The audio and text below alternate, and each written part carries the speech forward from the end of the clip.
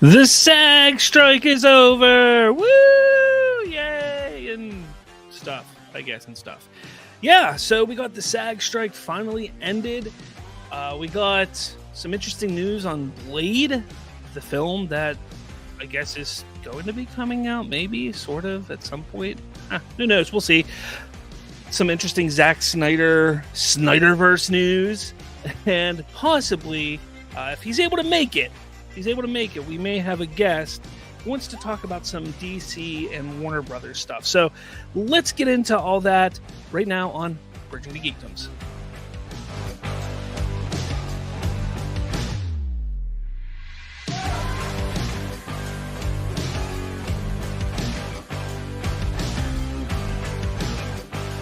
What's going on, guys? How's it going? You liking the new aesthetics? The black, the new logo down in that corner there. There you go, that corner down there. The new logo. Getting ready for 2024 is what we're doing here, and that's going to be exciting because we got some cool things coming up here soon with Bridging the Geekdoms. So we're going to be talking about that in the coming weeks and months and what have you. It's going to be fun. It's going to be exciting. I'm looking forward to it. But how's everyone going? How's everyone going? How's everyone doing? I'm pretty exhausted. I had a really, really long day at work. So hopefully I can get through this today. Hopefully it's a good show. Hopefully. Like I said, hopefully our guest will be on. He's not really a guest. He's been on multiple times. So hopefully he's able to make it. And we can talk about what he wants to talk about, because it is interesting. It is an interesting topic he wants to discuss. So hopefully we get into that. But let's kind of kick it. Let's get into things here. Let's get going, right? You didn't come here to hear me complain about work and being tired and whatnot. No.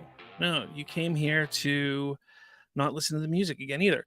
You came here to talk about and hear about what's going on in the world of pulp culture. Because it's what we all love, right? We all love pulp culture. Did you guys hear that new Beatles song? I had no idea that they were doing that. I know that like Disney's been doing a lot with Beatles stuff lately with Peter Jackson. And I had no idea that they were working on a new Beatles song where they're taking the vocals from, what was it, the 1980s or 70s? I don't even know when it was from. And then mixing it with the modern day. And it's a good song. It's actually a really, really good song. I was impressed with it. I'm happy that we got one last Beatles song in the year 2023. It's really interesting. I'm shocked that we got it. I thought it was pretty cool. All right. Enough about me. Let's kind of move on with the show here. All right. So the first thing I want to talk about, Zack Snyder's Rebel Moon. We're actually supposed to get a trailer here, I think within the next day or two, maybe Friday, Saturday, something like that. I don't know. I know it's coming within the next couple days. Supposed to get this full trailer. Movie comes out next month. So that's going to be cool. But during an interview in Total Issue, the latest issue of Total Film,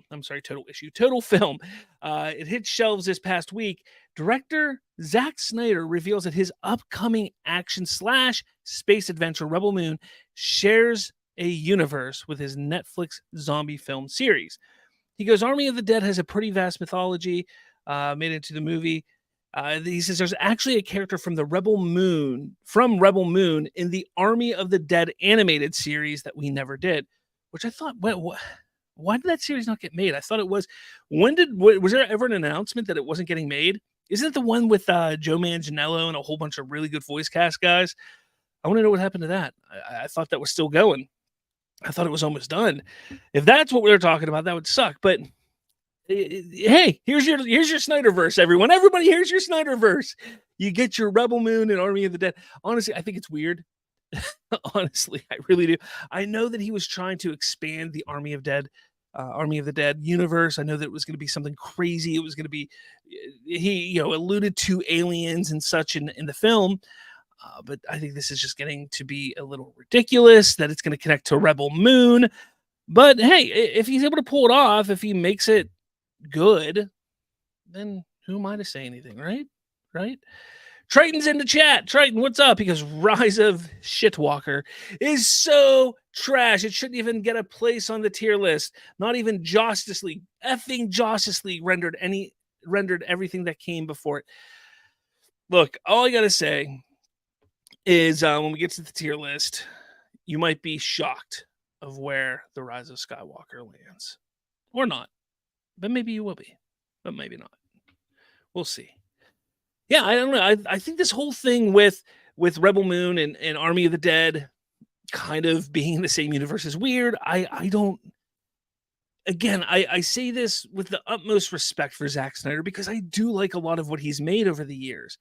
Sometimes I feel his ambition is larger than what it should be. I think he tries to create something so vast, so expansive, so big that he kind of gets ahead of himself. He kind of gets too far.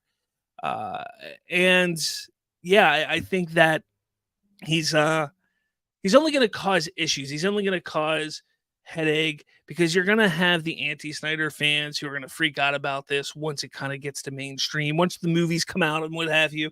That's when things are going to get ridiculous. But regardless, I'm not against the idea. I just think it's weird. I think it's weird timing. I don't think he should have announced it like this. I think it would have been cool to you have your Army of the Dead universe, you have your Rebel Moon universe, you kind of have them moving along, chugging along, doing their own thing.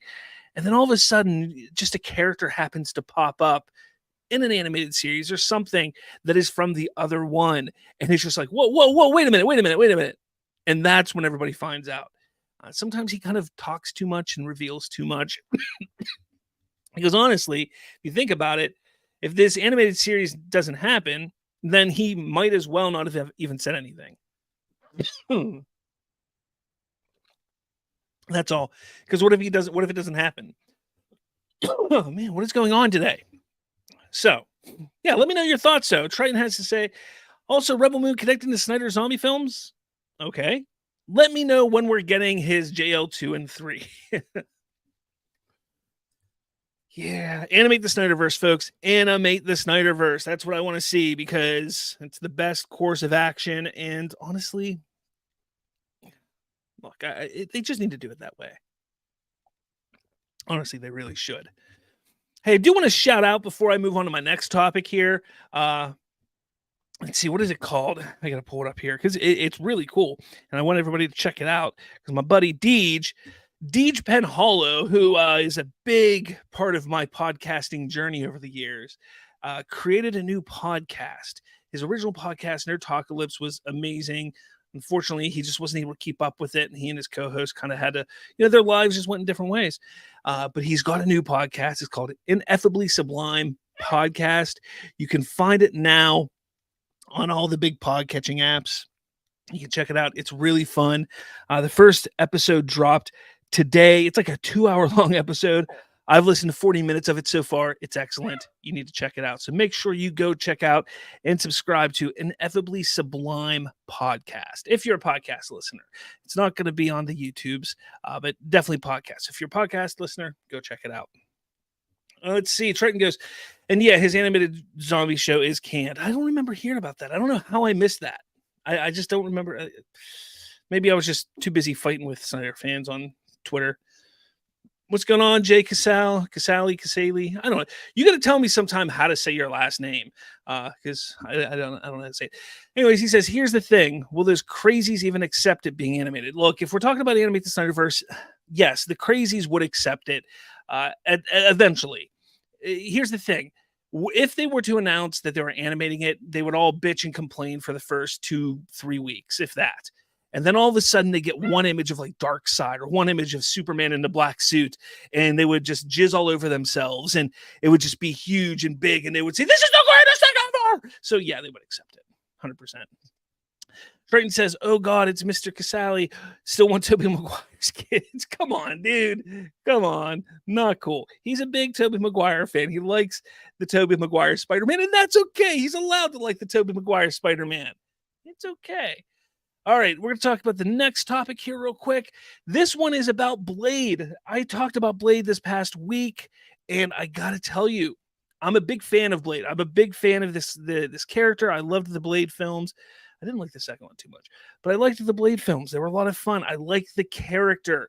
And again, when you start to bring in that supernaturalness to the MCU, I think it's going to really expand and open up a lot of possibilities if they do it right. So far, they haven't done it right, but I'm hoping that they may do it right with Blade. Can I hope? Can a kid hope here? And my big thing is a lot of people were complaining because they weren't originally going to make it a rated R movie. So people were mad. People were like, Blade should be R. It should be bladed R. Yes, bladed R, not rated R. Bladed R. And I was like, I don't care if it's R. I don't care if it's PG-13. I just want a good movie. I want a movie. I want a story about Blade that is done well. That's all I've ever wanted. Well, now we've gotten confirmation from the new director that it will be rated R. I got this from IGN here. He goes, speaking with Deadline, he goes, his name's Demange, I don't know, called the R rating so important to the film. I come out of this wanting to be more open, more vulnerable, and bring a more personal aspect to my work, he said. But for Blade, we are going to have fun because Mahershala Ali is such a deep actor. I'm excited to show a kind of ruthlessness, a roughness he has that allows him to walk the earth in a particular way. I love him for that. He's got a dignity and integrity, but there is a ferocity there that he usually keeps under the surface. I want to unleash that and put it on the screen. But let's go. I'm excited about that. And we got our buddy here, Prime. What's up, man? You're a little muted. Should I unmute you? Are you there? I don't want to unmute you if you're not there. But yes, I am pumped about Blade being rated R. But again, to me, the rating isn't what's going to make the movie. Good writing, good execution, good acting, good story. That's what's going to make the movie. But let me know your thoughts. I want to know what you guys think about this rated R Blade movie with all that. Let's see. Triton says, the overall consensus I've seen among Snyder fans is live action is the absolute dream, perfect result, but animated would be an acceptable compromise.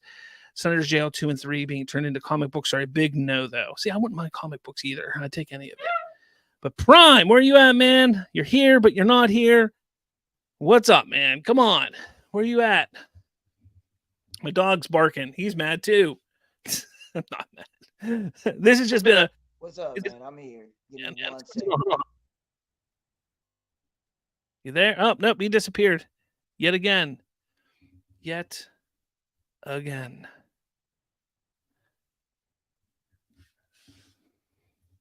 I know he wants to talk about this.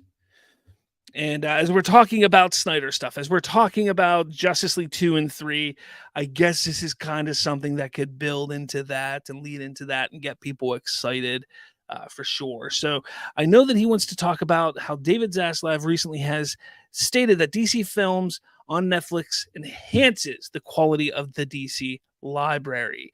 And again, I think nobody's ever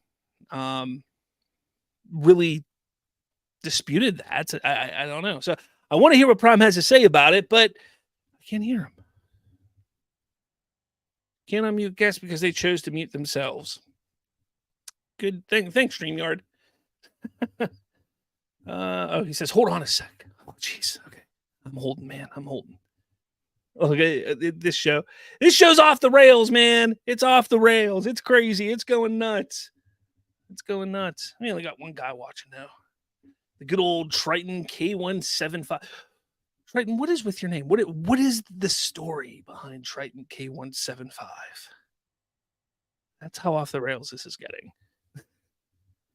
I do want to get to the Star Wars stuff. Don't worry, everybody. I'm going to get to it. I just want to give Prime the opportunity to come in to talk about this. I do think it's interesting. I do. You know, he says someone might have... I'm there? Brother. Hey. I'm here. Can you hear me? Yeah, I hear you. All right. You there? Yeah, I'm here. I'm right Okay. here. Can you hear me real good? Yeah, I'm hearing me, though. I'm hearing like an echo. I don't like that. Hold on, I'll be right back.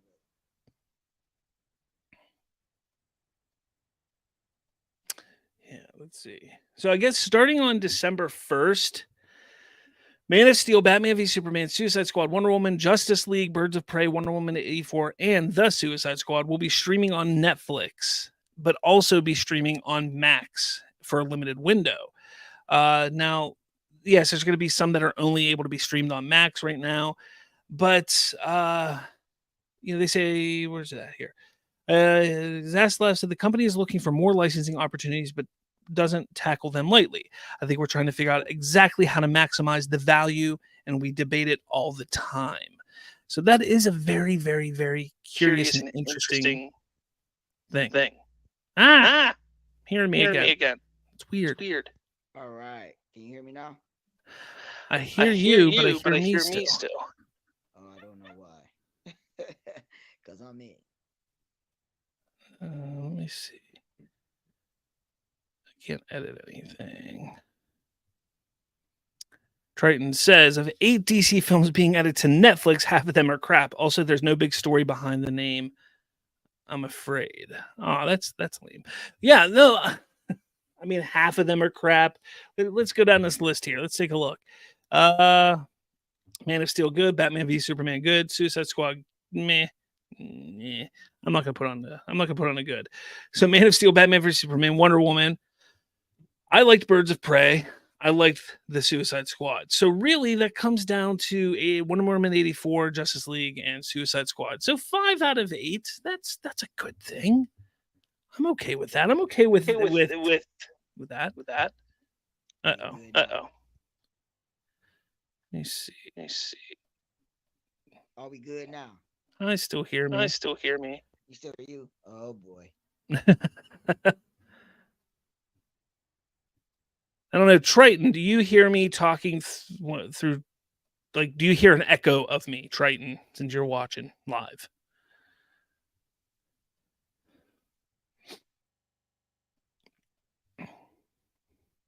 This is crazy good entertainment for those listening. They do say that Aquaman won't be on Netflix because of the sequel coming out in December. So they want everybody to go to Max to watch it on the build up to that. Makes sense. Other films like The Batman and Joker aren't making the jump to Netflix, but the availability of other interconnected DC film universe films could see a boost in interest in the larger DC library. Okay, Trey doesn't hear the echo, so you can go ahead and talk, man. Go ahead. Okay. I don't know why you hearing it on there like that because I had it set up. So, but yeah, what's good, man? What's up? What's good? So, I didn't know what you're talking about. I was trying to get stuff together. That's why it was taking me a while. But appreciate it. What's up, everybody? How y'all doing? So, it's a lot to discuss. Now, what are you talking about at this particular time and moment about? Oh, I see what you're doing. Yeah, you're on the article that I sent earlier. Yes. This is something I want to talk to people about pertaining to this because this article that Yahoo did, and there's another article that was put out by the Hollywood Reporter stating what David Zaslav is really trying to do with Warner Brothers and what he's trying to, really do with DC as well. And there's a lot of misconceptions and confusion of what it is because a lot of people thinking that DC is trying to sell the company. So it's crazy. Really, pretty much all this article is pertaining to what David Zaslav wants to do is that he wants to outsource a lot of the IPs. And a lot of these IPs that's coming out, he's going to shelve them and put them off and make them as a write-off. So and also Warner Brothers, I think it's 4%. They declined 4% in revenue in the third quarter of this year. So there's a lot of things that's going on. So he's trying to maneuver and arrange a lot of things with Warner Brothers. So, that's what's going on pretty much. Yeah.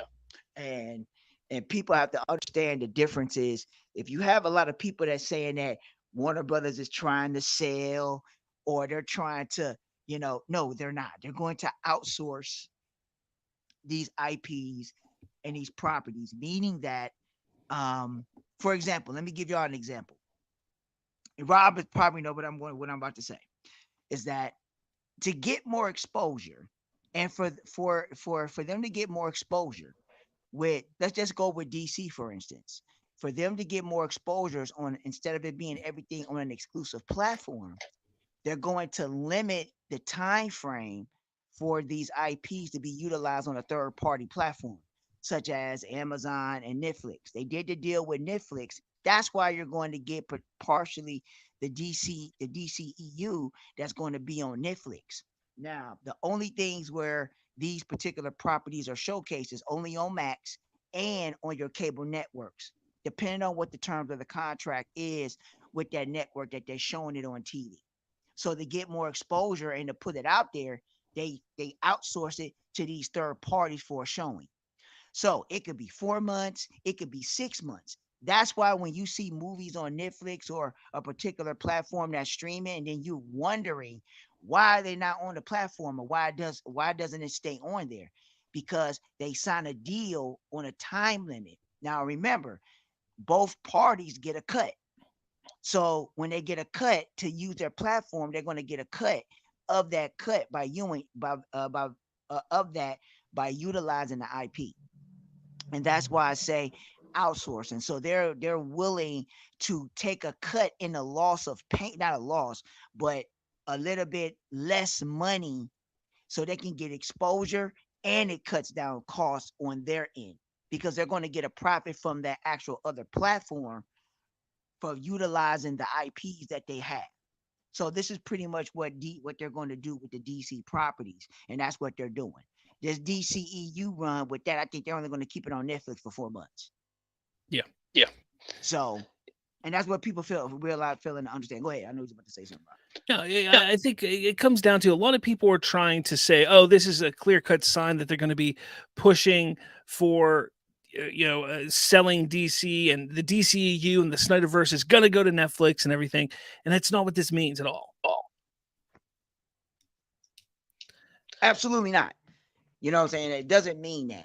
And people think it's something that's about to come, and they thinking that they're going to get some things pertaining to Netflix because these things are going there. No, this is a business practice that a lot of big organizations and what they do. They're going to outsource their properties. They're going to utilize other platforms to showcase their material.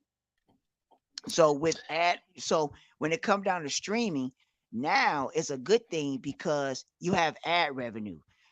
And again, with Warner Brothers having their own platform, which is Max, because everything that Warner Brothers has is exclusive on Max. It's on their personal platform, unless it's already a prior deal that is already in place where they got to abide by those terms and conditions of the contracts that was already been done prior, meaning that on cable television networks. So, example, or they got in other countries. So let's just say we'll go with I just throw a movie out there. Let's just say Dawn of the Dead. It's Dawn of the Dead was already out and it was on TV. It was on TV networks. Well, you're going to get the cut version, but they're still going to get profits because you're still showcasing their movie on a TV network. The network is going to get a profit not only from the ad revenues because of the commercials, but Warner Brothers is going to get that too. Where you think that residuals come from? Those actors and actresses and Zack Snyder and all that, they still get residual pay when it come down to those movies when they're aired. See, this is one thing that people don't know. So they still get paid when they showcase these movies. So some movies they're going to showcase, some don't, depending on the terms and the conditions of the contract. So to get more exposure, they're going to add them to the streaming service now to other ones because why? A lot of these new streaming services now are providing ads where you can disregard the ad, but now you have if you take a low tier subscription, now there's going to be ads. So there's money to be got from this. And with the restructuring of the strike, that the actor strike is done, and that is in by itself is good too. So now all the money is going to be distributed and all that stuff. But again, this is going to be outsourced. This is not going to be something where selling is going to come into play. So that's not happening. Yeah, and Triton says it here. He goes, if this was Netflix, they'd have given Netflix Zack Snyder's Justice League, not Justice League. He says, even I can see that. And here's the thing. I don't necessarily agree with that. I think it is a sign that it's not going that direction. And I wouldn't be surprised. Now, I don't want to put hope that isn't really there. But let's just say these films go on Netflix, and Netflix sees a huge uptick of people watching these movies. And I'm saying a huge, not just, the 500 people that love the Snyder Cut that tweet about it every single day, but a whole bunch of people that go on there and it's just watched and they see huge numbers. Yes, they could maybe explore that as an option and bring up conversation at some point. But that's not the intent here. That's not what's happening. Like Prime is saying, this is just almost for revenue for both companies. They want to make more money. Netflix has been hemorrhaging money. Max or Warner Brothers has really been hemorrhaging money.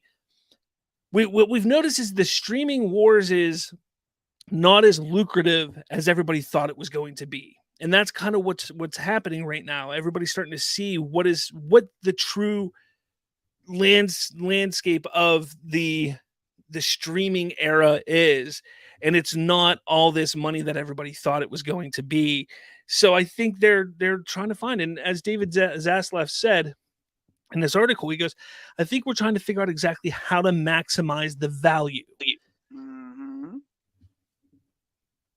So, yeah, I think this is a really interesting article and topic. I just hope people don't get their hopes up and think, oh, well, now we're gonna push harder for restore the Snyderverse. What it means. But that's the thing. If that's the thing, they've already doing it. And they thinking that this is actually going to happen because they believe that it's forthcoming. And this is why I tell people, look, ladies and gentlemen, look, it is a wonderful thing to have a good amount of hope, but this is not happening, okay?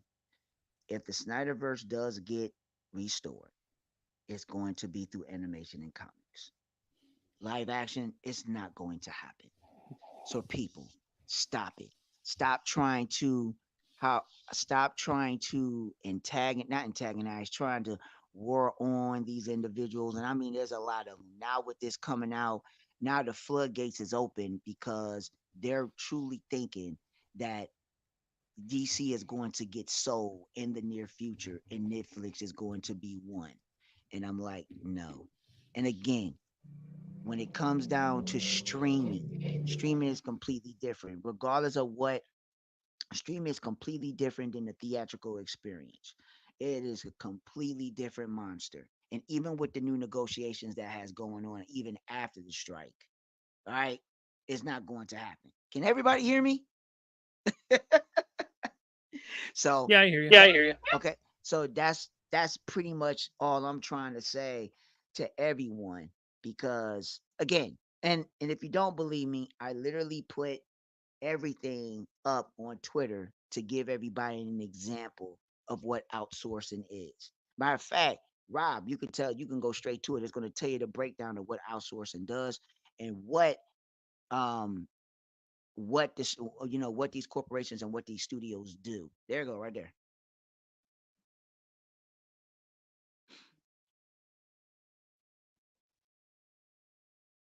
There we go. Okay. There we go. There we go. There we go. The business The practice business of hiring practice a of hiring a party party outside of outside a of a company company to to perform perform. services or create goods that were traditionally performed in-house by the company's own employees.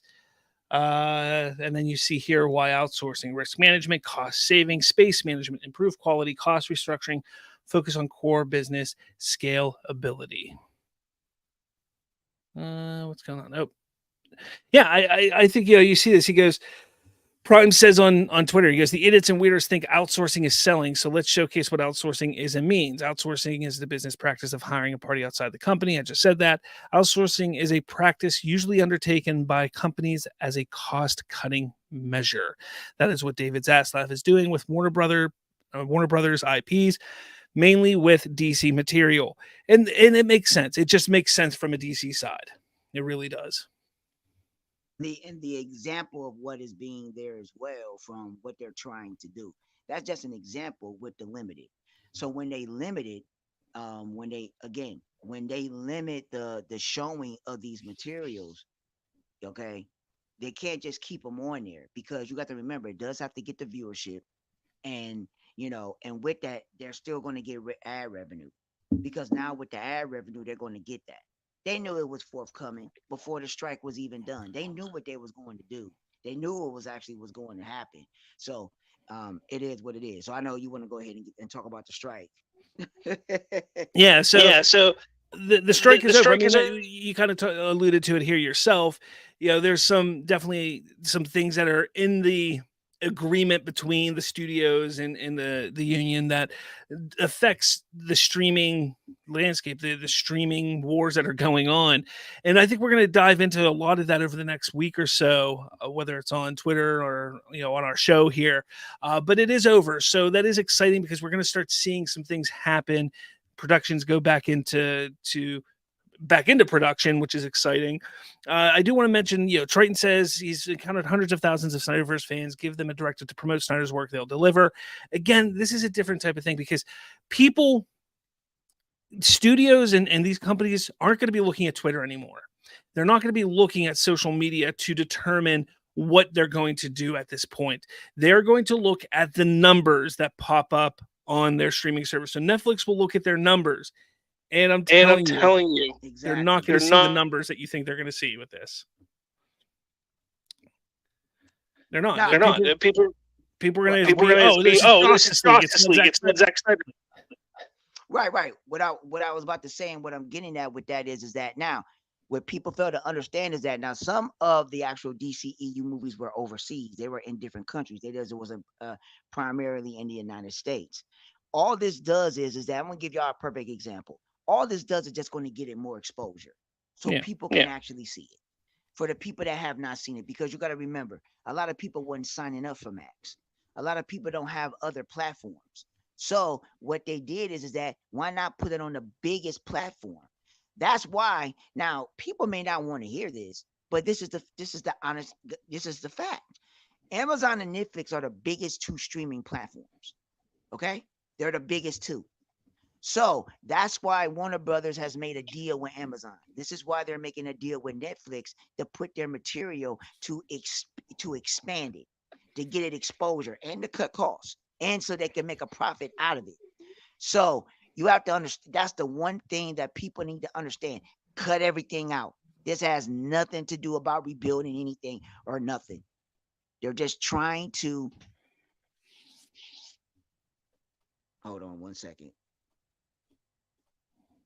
Oh, okay, something was banging downstairs. I don't know what happened. Hold on one second.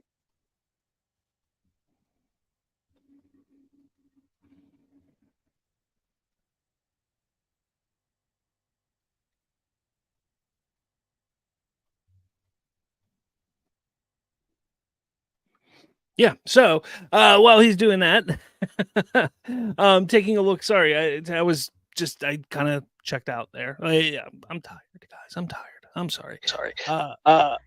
Yeah. So you back? Yeah, I'm back. My apologies. It was somebody that was outside in the street. But yeah. Well, go ahead. You're talking about the strike, so go right ahead. Yeah. So just a quick overview of their deal. It's valued at $1 billion. It includes a streaming participation bonus, above pattern minimum compensation increases, substantial increases for pension and health caps, pay increase for background actors, contract provisions protecting diverse communities, and major provisions for consent and compensation for AI. I don't know. I've said a lot of stuff about this strike over the last couple months at how I was very against the strike. I was very against it, how both sides were handling it, but I was a little more upset with the Screen Actors Guild more than anything, because I think that I'm just anti-union. I'm not a very big union person, so that's kind of why. But I'm just happy it's over. I'm happy that we're going to be able to see things get back into production, things move along. Deadpool 3 is supposed to start very soon. That's exciting. So there's a lot of stuff that's coming. I believe Superman Legacy was slated to start production in January, but I believe it got pushed back to March because of the strike. So I just hope it all, this is only a 3-year deal though. So in 3 years we could go through this again. We could. I doubt that'll happen, but we could. And again, like I was stating, but pertaining to the strike, and what I was saying was that, yeah, it was going to be long. Now you might not. I like the strike because now the actors and actresses and all the writers, they got what they wanted and they got what they need. And I say this is going to be temporary. This is going to be a trial run to see how this works.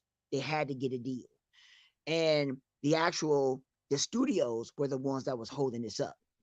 It wasn't the actors and actresses and the writers. It was pretty much the studios. And now since they finally came to their senses with the AI situation, now when it comes down to the AI, if you look at it, it's pretty much right there in the terms and conditions and what they're asking for. If they're going to use their likeness, they have to get permission for them to even use it. And once they get the permission from the actors or the actresses to get the permission for them to use their likeness in an AI situation, they will get compensated for that. So they have the choice to accept it or decline it, and they have to get it in writing, and that's how that goes. And that's all they was asking for. So, and they got it. So the studios so basically it's a win on both sides, and with the residuals for the streaming and so forth. So everything is now how it's going to be allocated with streaming. That's going to be the question, because that is red tape, because we don't even know how that's going to actually go at this particular time of moment, but only time will tell. But everything coming out, I already knew everything was going to get backed up and everything is going to get delayed. I already knew that. Yeah, but for me, I mean, I was against the idea of, see, I'm not a believer. Like, I'm a believer in you get paid for your job. That's your compensation.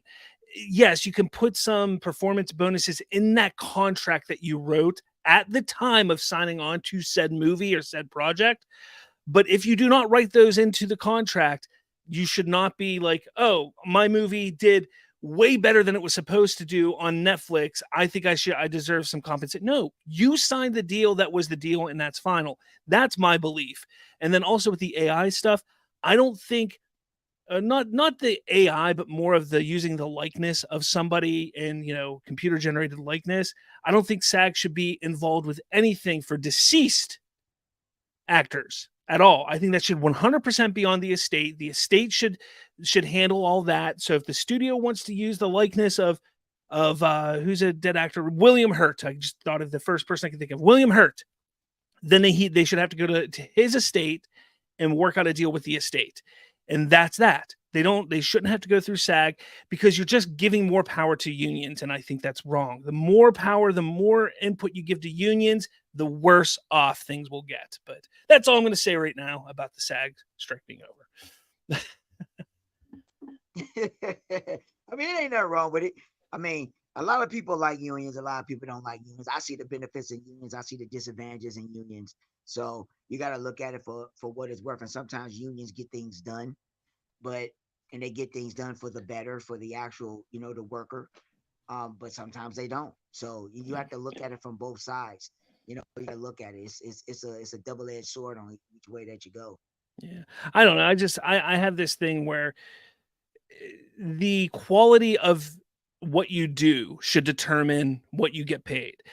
The only areas I see unions as being useful is for safety, for, making sure that they're not being overworked, that they're not in hazardous conditions. That is all I think unions should be a part of. They should not be a part of pay agreements or anything like that. And even then, I don't think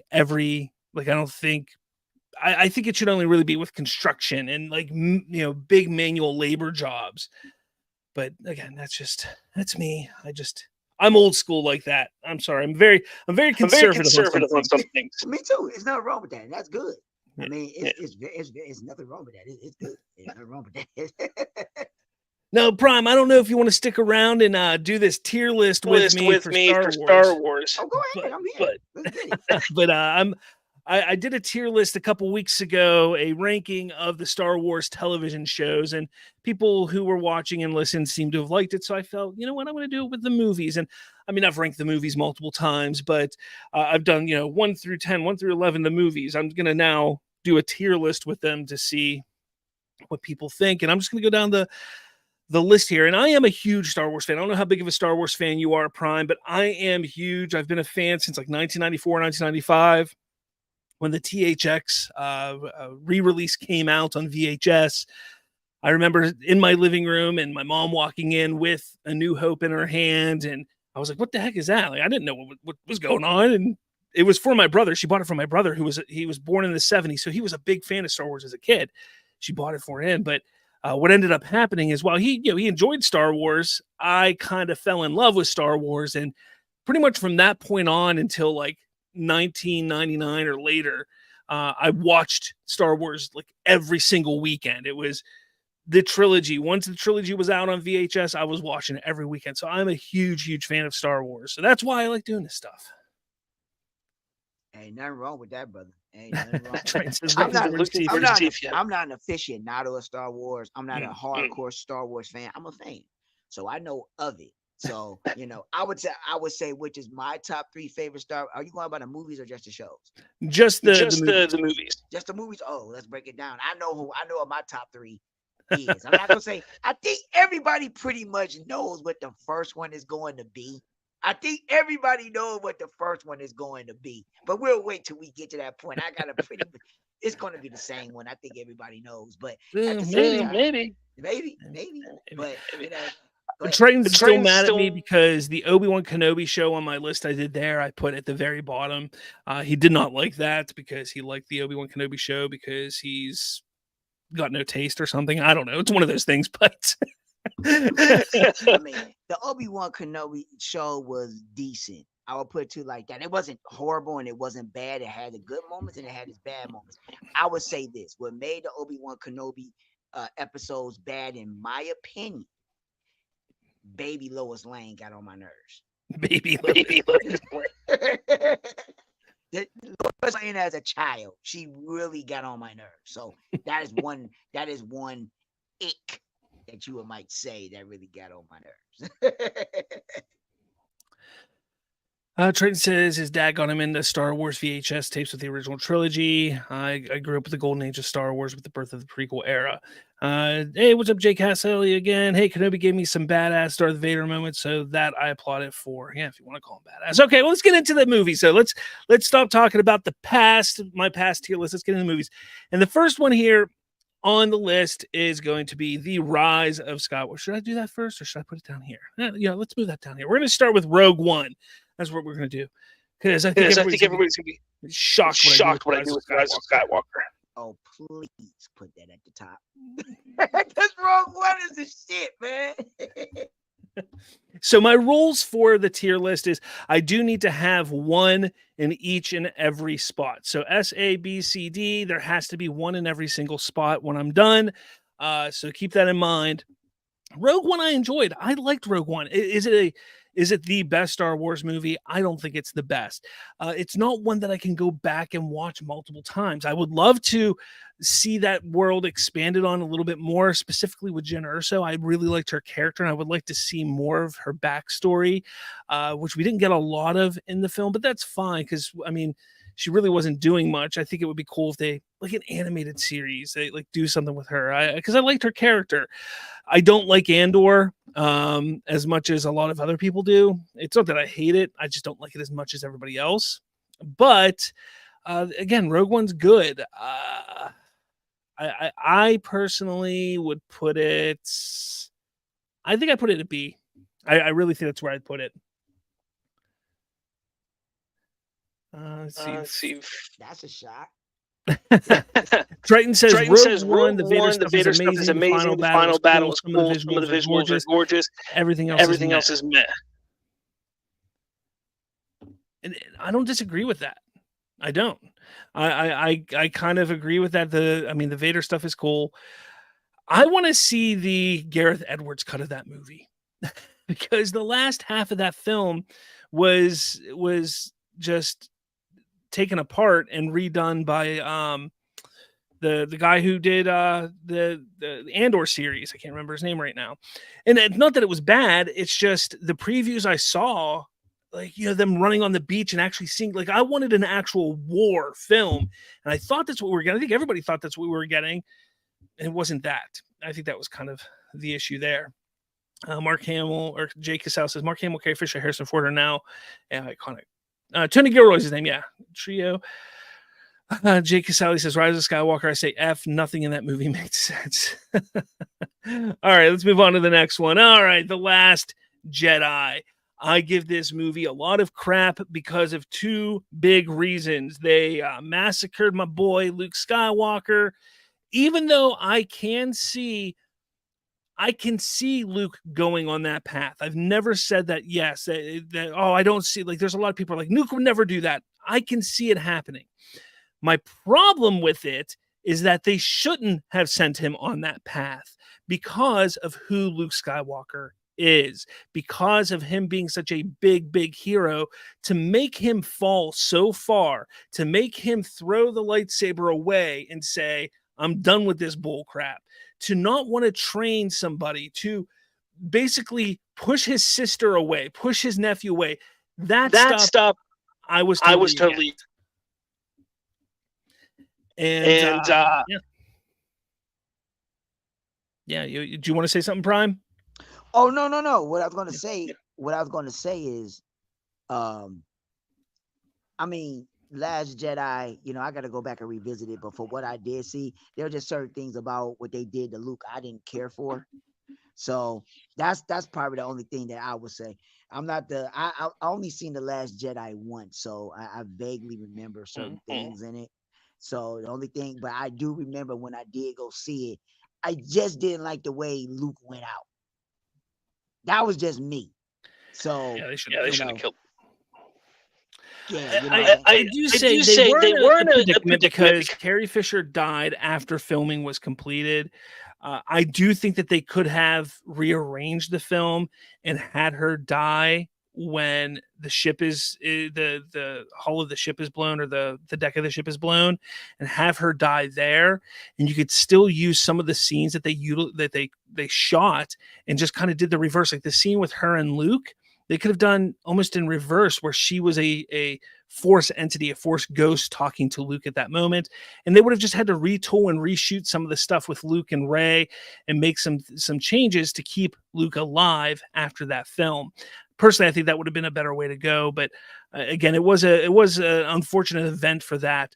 I think my biggest issue with the movie, though, is that Rian Johnson threw out everything that J.J. Abrams set up in The Force Awakens. This movie feels more like a first chapter to a trilogy rather than a middle chapter. And because of that, it goes to C. It is not the worst. It is a beautifully shot film.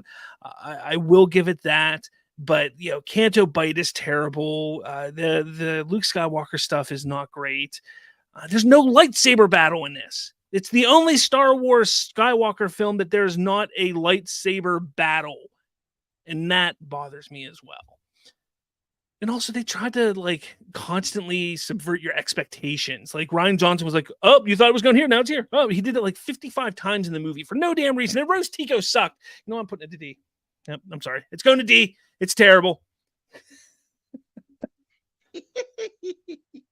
Triton says, Last Jedi, the only good sequel trilogy film. It's the best looking Star Wars film. It has my favorite version of Luke. It's emotional, it's interesting, and it's brave. Not perfect, but I love it. It is not perfect because it's the worst. No, it's not the worst, but it just is not good. I tried to like this movie. I tried to defend it for months after it came out. And the more I thought about it, the more I watched it, the more I just hated it. The more I hated it. The Force Awakens. Look, when they announced that Star Wars was coming back in 2012, when Disney bought Lucasfilm, I was excited. I thought this was going to be great. It was going to be a great time. Look at what they did with Marvel. It was fantastic. Oh, they're coming out with an episode 7. I can't wait. It's going to be awesome. I remember going to the theater with my two sons. It was my youngest son's, Bobby. It was his first theatrical experience, was The Force Awakens, going to the theater with my boys, seeing them watch Star Wars through their eyes made it that much special for me.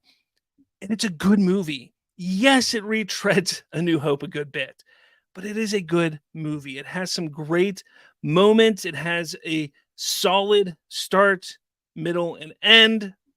It works. It works as a first chapter to a trilogy, as it should. That's why it works. It is a fun, good movie. Yes, I agree. I love this movie. And the thing about it is that, see, for people that want to know that a thing about Star Wars, I am a Millennium Falcon whore. All right. So anything that deals with the Millennium Falcon, I'm a sucker for it. When they showed the Falcon, and it was tripped out how the Falcon got stolen because Han lost it, and then Yeah. he gets it back. And then, but Han Solo is my favorite character, so that's another reason why I love that film. But I like it. And you're right; it's a perfect mirror of the New Hope. Yeah. It's just formatted differently.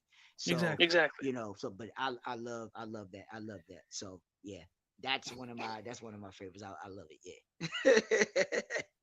And I put that at an 8 here personally. And here's the thing. Ooh, yeah. The thing with the sequel trilogy is I think it would have benefited them starting at episode 10. Had they come out and said, we're making episode 10, 11, and 12, and then maybe in 10 years down the line, they get people either comfortable with the idea of recasting the legacy characters or getting good enough with their CGI, whatever it is. But they could have then gone back and then given us the legacy characters, their second trilogy that everybody truly wanted to see. And I think that would have been the best way to go. But hindsight's always 2020, and we got what we got. Solo, a Star Wars story, the little movie that we didn't need, that nobody wanted, but was good. Triton says The Force Awakens, the film that immediately kneecapped the sequel trilogy by just A New Hope 2.0, and as a result reset the state of the galaxy to that at the start of A New Hope. Oof. So Solo, a Star Wars story, was enjoyable. I didn't want it. I didn't care about it, but I went and saw it opening night anyways. Checked it out. Me and Colton went and saw it, and we really enjoyed it. Obviously, the big cameo at the end, which was a little unexpected and a little, just out of nowhere, it seemed at first, was still cool to see him back. Darth Maul, or just Maul, back was really cool.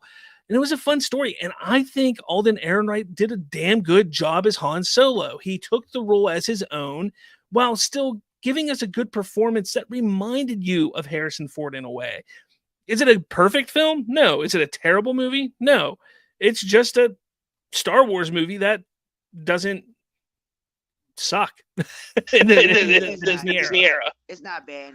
Like I say, since I'm a Han Solo fan, I enjoyed it. I truly did. But Rob said, it's basically just telling you Han while he was young, and it goes a little bit more into depth of how he was a thief and a con artist and what he was doing then and stuff like that. So,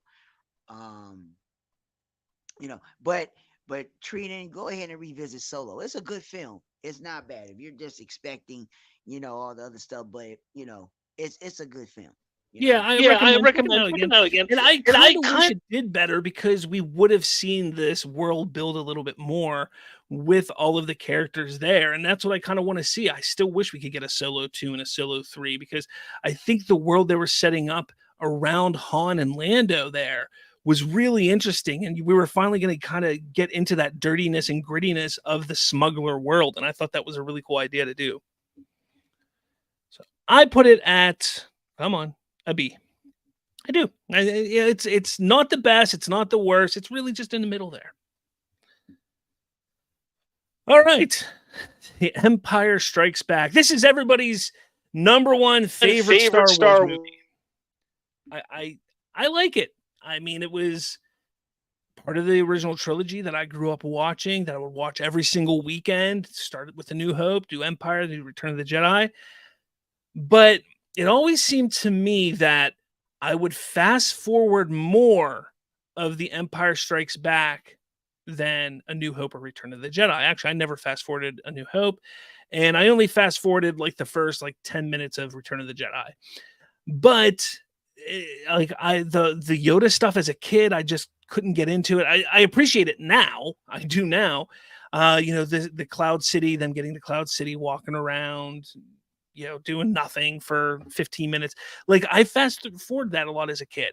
So it was never my top favorite movie. And as I got older, I started to appreciate a lot of the different aspects that I didn't appreciate as a kid.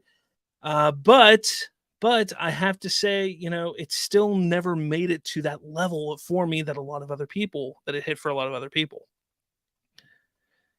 Let's see what Triton says.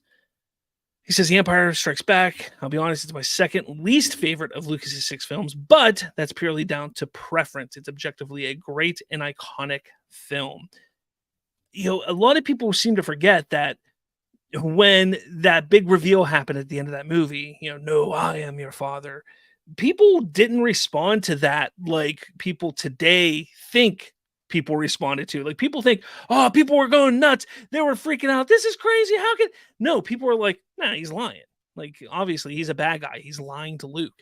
And they had to wait 3 years. The audience had to literally wait 3 years to find out that he was telling the truth, that it was true, that Vader was Luke's father. And again, it wasn't like JJ's mystery box that he likes to create in his films. It wasn't something like that George Lucas was doing. There was no reason in any of the story to that point to think that Luke's father was anybody but somebody who was murdered by Darth Vader. So when you get to that point, it is a huge reveal. It is shocking, but it's not like, oh, we were all expecting a reveal. Whereas like with JJ's mystery box, like what was happening with the sequel trilogy, every movie we're going into, everybody was expecting some kind of reveal. Who's Rey? Or what's Luke? Or where's Luke? What's Kylo Ren? All of this stuff, we were always expecting this big reveal. And I think that partially hurt the sequel trilogy because of that. Because if you think about it, Lucas was never about the big reveal. Like he just wanted the story to play out. And that's what was happening. And I think that's why a lot of people put it higher on their list, because they think that big reveal is amazing. Yeah, it's cool. It's good, but it's not like it was supposed to be a big reveal like that. In a respect of it was being built up to, if you know what I mean, if I make sense. I don't know. But me, I mean, I like it. I'm gonna put it in an A. It's not an S tier for me. It's an A. I'll put it there. All right. The Rise of Skywalker. Look, this movie is hands down the most fantastic movie that has ever sucked in the history of ever. This movie is freaking terrible. Every freaking level. I honestly... on Twitter lately, there's been somebody posting, like, they'll post a picture of The Last Jedi and say, if you could change 2 things about this movie with constructive criticism, what would they be? And then they did The Rise of Skywalker. And I went on there and I said, the first thing, erase it, cancel it, get rid of it. Like, that is the most constructive, best thing that they could possibly do with The Rise of Skywalker, is get rid of it, because of how bad it is. Now, maybe the J.J. Abrams cut that we've never seen is better. Maybe. But this movie does everything it can to negate and reject and ignore the movie before it. But in J.J.'s defense, Ryan did the same thing. Ryan Johnson did the same thing to J.J.'s film, Episode 7. He rejected and ignored everything that came before Episode 8. So I see that little, back and forth between them, but that falls on Kathy Kennedy. This entire trilogy is highlighted by the fact that they had no direction, no true villain, because they felt they could kill the villain off in the second movie without having established Kylo as really being the big bad, because he never was. He was never established as the big bad. Like Vader, in A New Hope, we had Vader, but he wasn't even the big bad in A New Hope.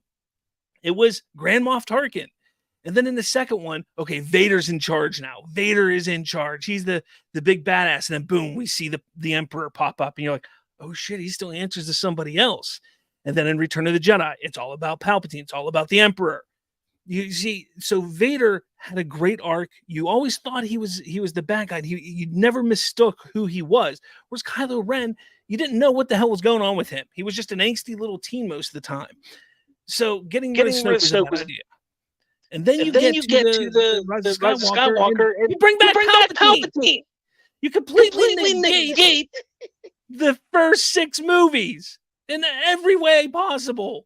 I tried to defend it. I wrote articles defending this, like, oh, the spirit of Anakin's legacy lived on still, and all this bull crap that I was just trying to make up to make myself feel better about this stupid ass movie. But no, this was a terrible film. hands down. Now, is this the one where they had Leia be more powerful than Luke? Or was that the Last Jedi? What do you mean? More powerful than Luke? Well, they made Leia seem like she was more powerful than Luke. Think about it. How did she know? The thing that got me, I don't know if it was this one or it was the Last Jedi. It was the, you know, when Leia, when she went out to spaceship and she still survived in space. That's The Last Jedi. Okay. Yeah, I'm trying to figure. That's what I'm saying. It's like, how did Leia get all these powers and she's not a Jedi? That was the part that got me. And then in this, you know, when they introduced Palpatine, that's when I first saw this. And when they brought back Palpatine, I was like, how did this motherfucker live? Motherfucking Luke, wait a minute. Luke threw his ass in a reactor. It was Vader, exactly. And, you know, I get it that it's, you know, they allude to it in the movie that he is a clone, but they never outright say he's a clone. So those people who don't do research, those people who don't read the comics, who don't read the manuals, the books, and watch the behind the scenes stuff that comes out, they just think that he survived. They just think he survived, and that the story of the chosen one wasn't Anakin, and that it's Rey now. And no, it wasn't freaking Rey. Rey was not the chosen one. She was not. It was Anakin. It was always Anakin. They shouldn't have brought Palpatine back. That was a problem. Yeah, that was bad, because I was just like, no. That was bad. Bringing him back. Terrible. But they did, all right. so. I got to move on here. The next one, Episode 1, The Phantom Menace. Look, it's not a bad movie. It's not great. The pod race bores the crap out of me. So if I could take the pod race out of it, honestly, I think it's a very doable film. It's not terrible. It's not great. That's going to be my C level Star Wars movie. For sure. A New Hope. Love A New Hope. First one I ever saw, that first Star Wars I ever saw. But for me, I would have to say, even though for a long time I would say, oh, it's my number one. But as time went on and I'd learned to appreciate the prequels even more, and really sat down and thought about this. It's not my favorite, but it's still up there. I love this movie. The original trilogy for me is just great cinema all around. It's not terrible. It's not terrible in any way. It's a lot of fun. It has a great, it is the hero's journey. If you want to see the hero's journey in one movie, you watch A New Hope, because it'll give you the hero's journey from start to finish. It's great. Return of the Jedi. I love Return of the Jedi. And I watched it so many times growing up. The Ewoks are great. I'm a fan of the Ewoks. Yub nub. Come on, man. I love the Ewoks. I love Return of the Jedi. It was a great film, but what gets me the most is the emotion and the impact of the final battle between Luke and Vader. It is phenomenal. It is heart-wrenching. It is so good, the emotion. And don't forget, before the prequels, that was the most iconic lightsaber duel, in my opinion. Yes, you had the duel from Empire, but that didn't have the emotion. That didn't have the amount of impact that this one did. And for me, that's what really, really, really made me love this film. Triton says, A New Hope, my least favorite of Lucas's 6 films. It's still an objectively vital moment in filmmaking. He also said, The Phantom Menace, as a kid, you enjoy the pod race and action scenes. As an adult, you enjoy the stuff and the politics and world building. Even as a kid, because I was 13 when it came out, I didn't like the pod race. I was bored with it. But Return of the Jedi for me is S-tier Star Wars. S-tier Star Wars for me. I love Return of the Jedi. It is a phenomenal film, and the one that I turn to most often. Not most often. There's another one I turn to as well quite often when I just want to sit down and enjoy a good Star Wars movie. It's Return of the Jedi or this other one. Triton says, Return of the Jedi, my third favorite Star Wars film, and the true ending of the saga. Everything with Luke, Vader, and Palpatine is peak Star Wars. Exactly. Episode 2. I like Episode 2 a lot more than other people do. I really do enjoy it. I think it's a fun film. I love the Romeo and Juliet aspect of it, the romance. The acting isn't great. I get that. Hayden wasn't his best performer there, yet is that partially because of how Lucas was directing him, because the dialogue isn't great. So unless you're acting properly, because even Ewan McGregor, who's a great actor, some of his scenes weren't great because of the dialogue. But I also love the Ewan McGregor aspect. I love the brotherhood, the father-son figure, the brotherly bond between Obi-Wan and Anakin. I love this movie. I was so excited when this movie came out. Count Dooku's really cool. The start of the Clone Wars. To me personally, while I do like episode 1, I think this movie should have been the first in the prequel trilogy. I think it would have been really cool to see this movie start off the prequels, the second movie then being the Clone Wars, actually really diving into the Clone Wars, and then the third movie being what it is. So for me, I would put this at a B, because I do really enjoy this movie a lot. Not as much as the ones above it, obviously, but I do really, really enjoy it. Let's see. Triton says, Attack of the Clones, my second favorite Star Wars film. I have no issues with it. It's just amazing to me. That's so weird. I don't typically hear that from people, especially even the prequel lovers, the ones who grew up with the prequels. I don't hear that a lot. Then finally, Revenge of the Sith. Revenge of the Sith. Now, this my shit. Now, Revenge of the Sith, this my shit. Go ahead.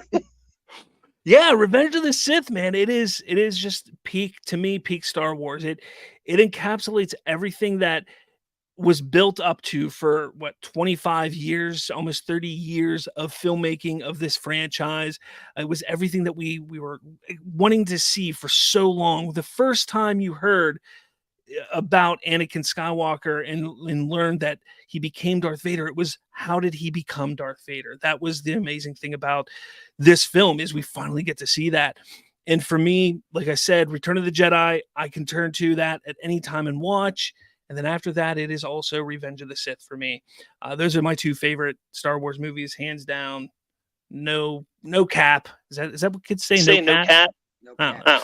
I would say this. I like your list, but my superior, I will put as my superior. Like I say, Return of the Jedi, I will move down to put Empire as my superior. So I love Empire. I love Revenge of the Sith, and I love Rogue One. And then I like not Rise of Skywalker. The one you like Rise of Skywalker? No, what's the one? Not Rise of Skywalker. What's that one? God damn it! I was just watching it. We were just talking about it with the Millennium. The one that's the Force Awakens. Force Awakens. Yeah. Yeah. So Force Awakens is A, and then my top 3, my superior ones is Empire, Revenge of the Sith, and Rogue One. So those are my 3 superiors. Yeah. Triton says Revenge of the Sith go. It's the best thing in the franchise, and Luke is directing peak. Not till BVS another film makes such an impression on me as Revenge of the Sith did. That's awesome. Dude, I love Revenge of the Sith. Revenge of the Sith, I can sit and talk about for hours. I know every line of dialogue from start to finish in that movie, just as I do with Return of the Jedi. My friends, I used to work at a video store, and my friends who I would work with at the video store, we'd turn on Revenge of the Sith and rate, the big speech between Obi-Wan and Anakin right before the duel. We would be screaming across the store as it's on, back and forth. I would always be Obi-Wan. He would always be Anakin. We would go back and forth with it. It was phenomenal. That movie is, like you said, it's peak. It is peak Star Wars. It is fantastic. Yes, it is. It's off the hook. But everybody don't know Master Windu is one of my favorite characters. So hey, Mace Windu's great. And I've been a supporter of seeing Mace Windu come back in some form or fashion. I know people are sick of, the quote unquote dead Jedi or dead character coming back to life, but I want to see Mace Windu back. I want to see a singular story, something secluded him as a Jedi, hiding on the run from the Inquisitors. But ultimately, we know he dies. But I think it would be a really cool single story, like if it was like a TV show, like a 3-episode arc or something. I think it'd be really badass.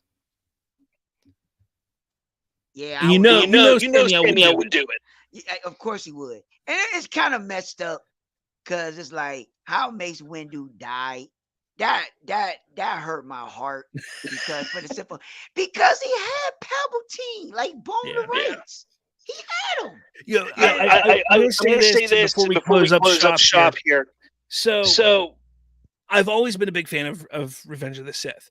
But my biggest issue, and I know but this was my thought as a younger person before I really understood everything. When I was younger, I always was like, the prequel trilogy didn't have that oh shit moment in it. And, just like Luke, I am your father. But again, I know today that's not the point of it. But when I was younger, I was like, man, there would have been a great moment to do that would have been in Revenge of the Sith.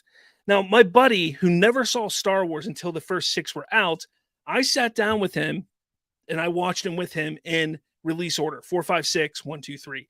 And he didn't pick up on the fact that Palpatine, that Senator Palpatine, that Chancellor Palpatine was going to be the Emperor later on. He never picked up on that. So that kind of shocked him.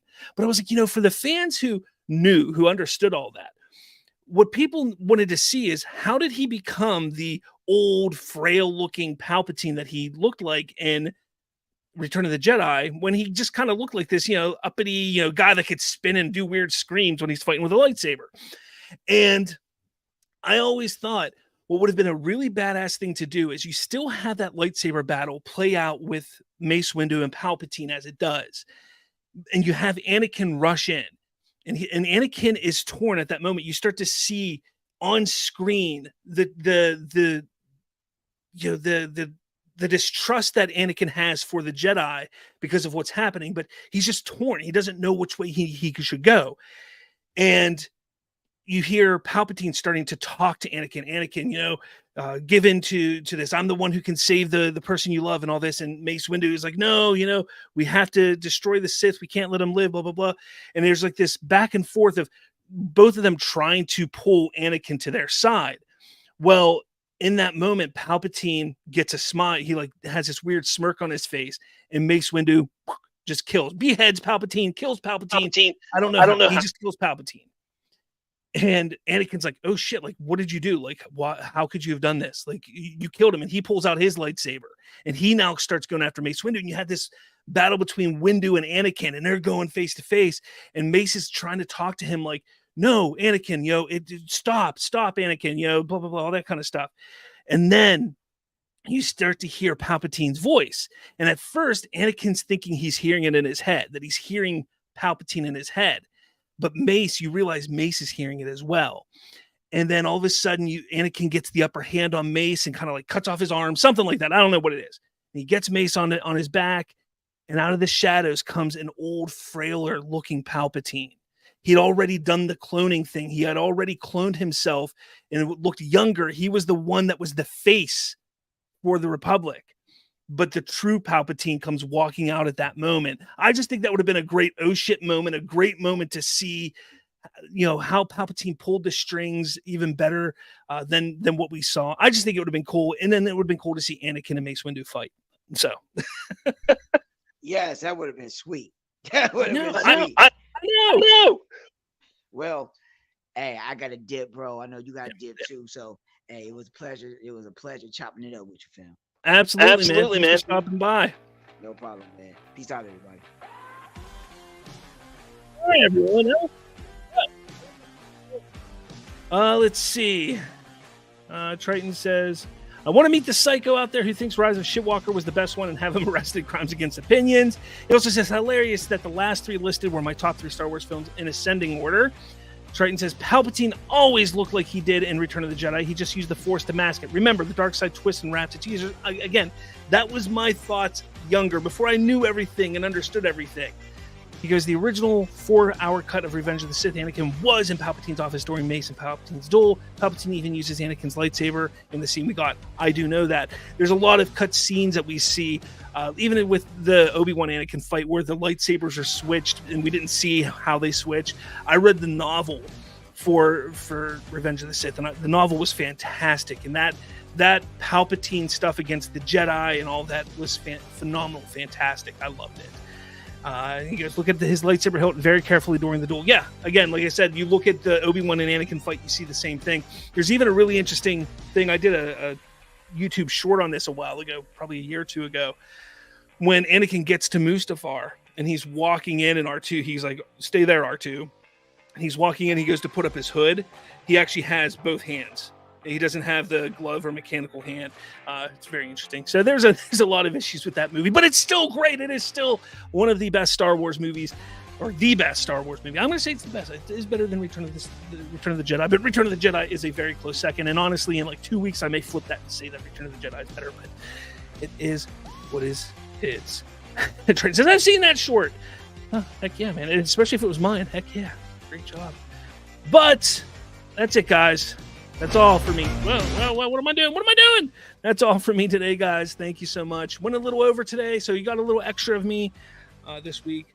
But thank you all for listening, watching, especially you, Triton, my man, coming on every single week and making me feel like I'm not just talking to a computer screen. So thank you so much. With all that said, I'll talk at all of you. Where am I at? There I am. Later.